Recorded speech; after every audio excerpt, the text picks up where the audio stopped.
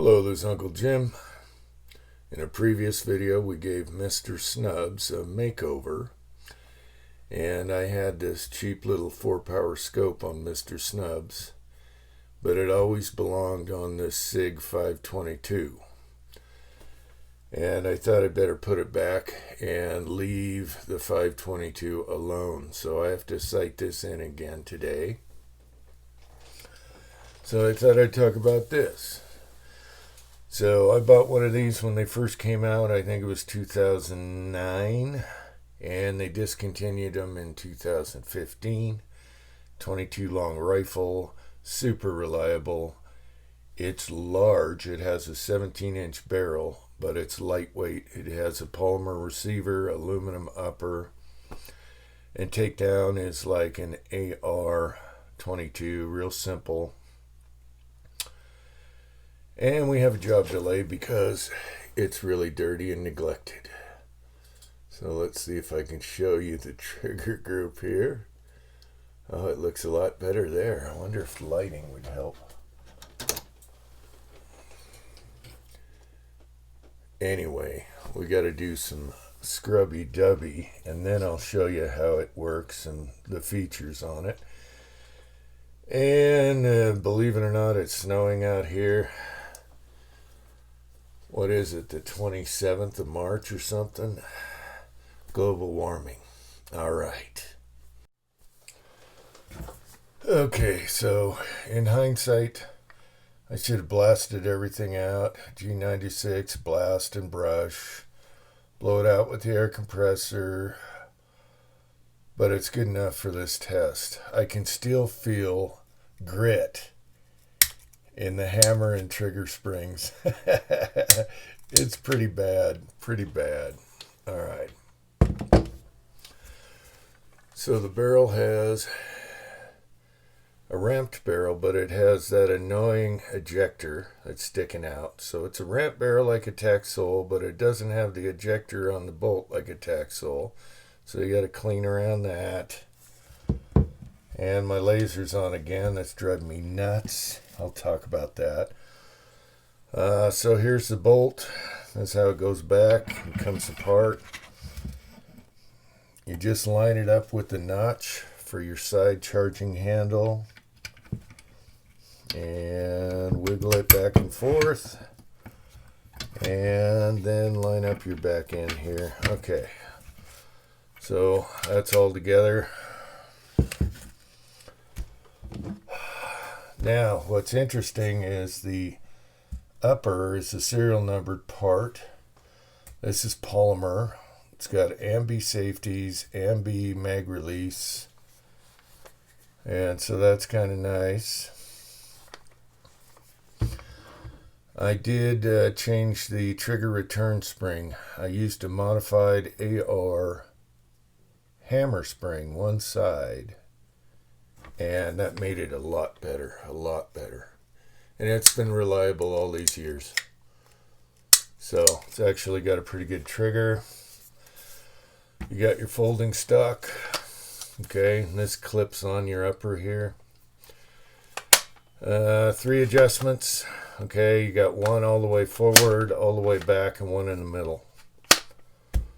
Okay, and then you had your optional longer pad here, which I don't need.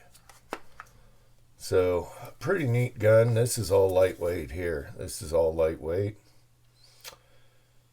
All right. So, we'll put it back together and, let me talk about the laser and the muzzle. Okay, so, oops. Bolt wanted to come out. So, should we do a... Okay.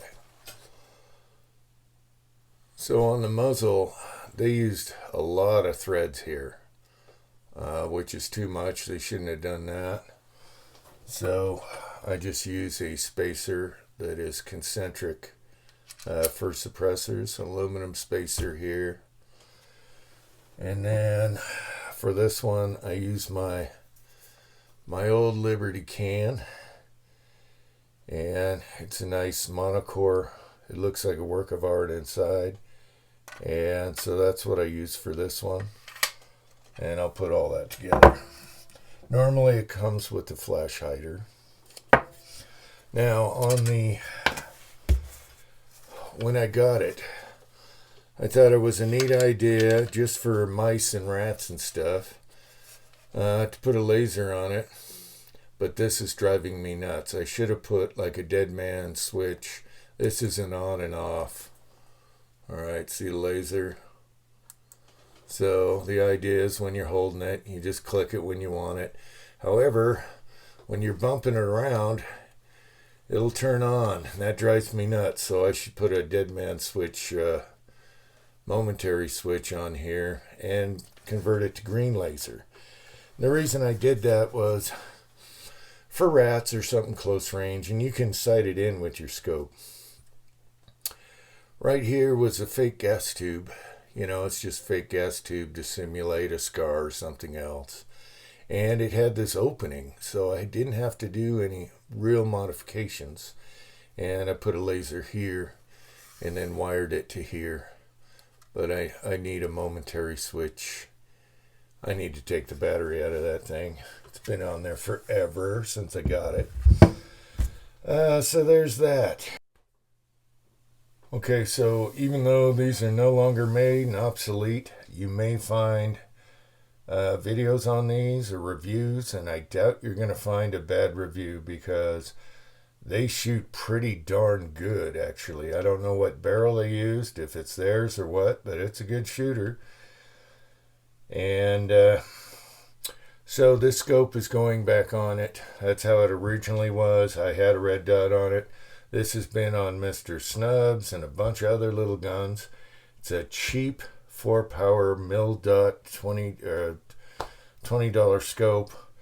And I don't know if it's even gas filled, but it always holds 0 and doesn't fog up.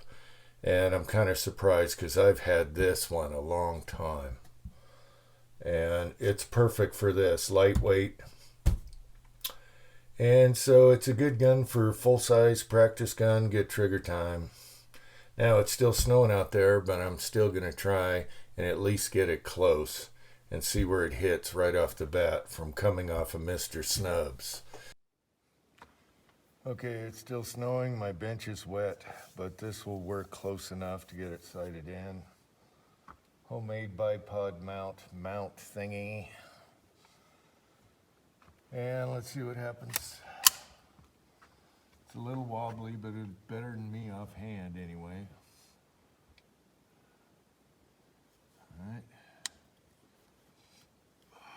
It's going to be noisy because the ejection port noise is coming right off this door to the camera. And are we focused? All right, I'll go at the top, square.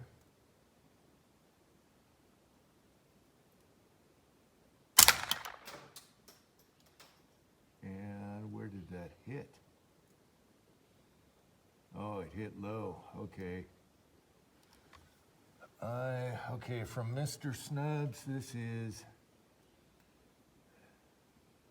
I'd say 3 inches low, but almost centered. So let me do a few clickies here with the screwdriver. All right, I hope I got my calculations correct. 2 clicks left, 10 clicks up. And let's see what happens here.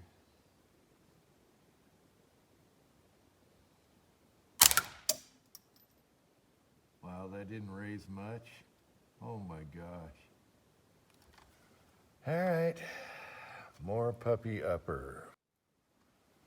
Okay, let's try this again. The snow seemed to have stopped for the minute. I could go put this on the rest, but whatever.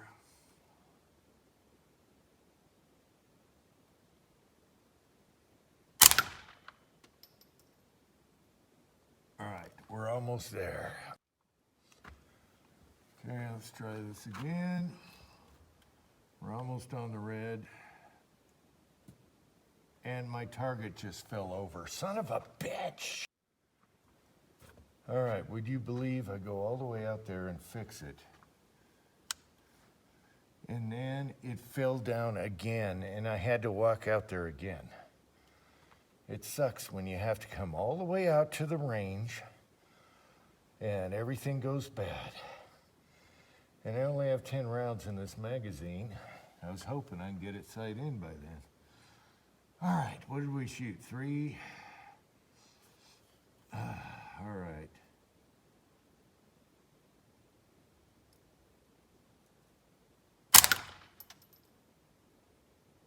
Okay, I think we're in the red now.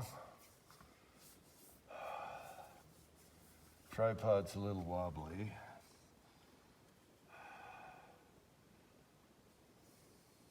I should try and focus this because I had it focused for Mr. Snubs with the shorter stock. Oh well.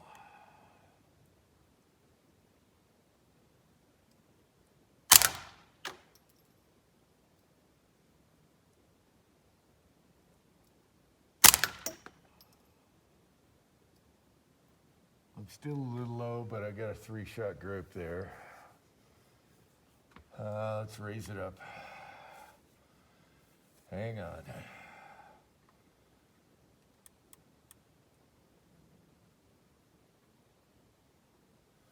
I'll try that. How many do we have left? I'm just gonna go till we go out.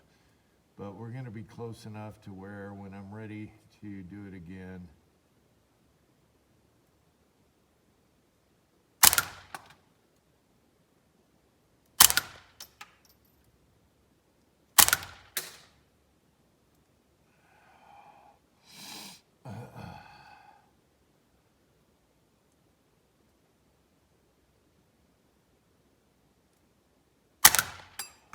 And we're out.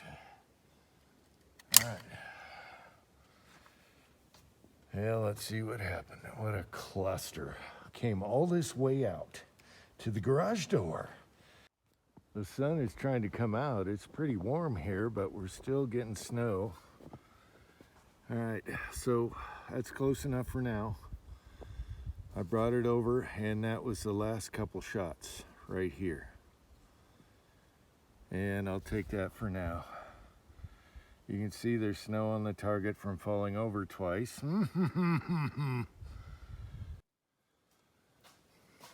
Okay, the last 5 shots are right in here. And we have about 0.219. 0.219 off a wiggly bipod. So I will take that for now, and we're close enough. The SIG shoots really good, believe it or not. And I'll take that.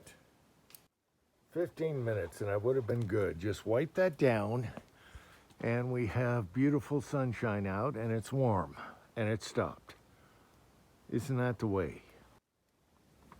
Okay, so we worked our way up 3 shots and then I had to go over after a group and then we had 3 in a really tight, or 5 in a really tight group.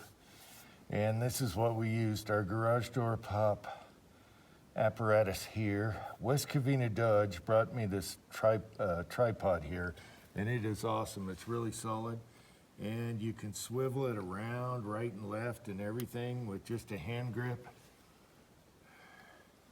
And my son made this, he curved a piece of thing, and this fits just about every rifle. So in an emergency in the garage, that's what we used. All right, you gotta kind of press down on it because there's some play, but it got this sighted in close enough. So thanks Pat, West Covina, and Son for putting this adapter on here, quick change. And I haven't shot this forever, but I really like this rifle. It's a great rifle, and it shoots really good, and we'll do that bench resting. But for now, that's what we got, and we got her close. Hope you found this interesting. And now the sun is out, and there's no snow. It's almost t-shirt weather. Figure that out. Until next time, thanks for watching. America.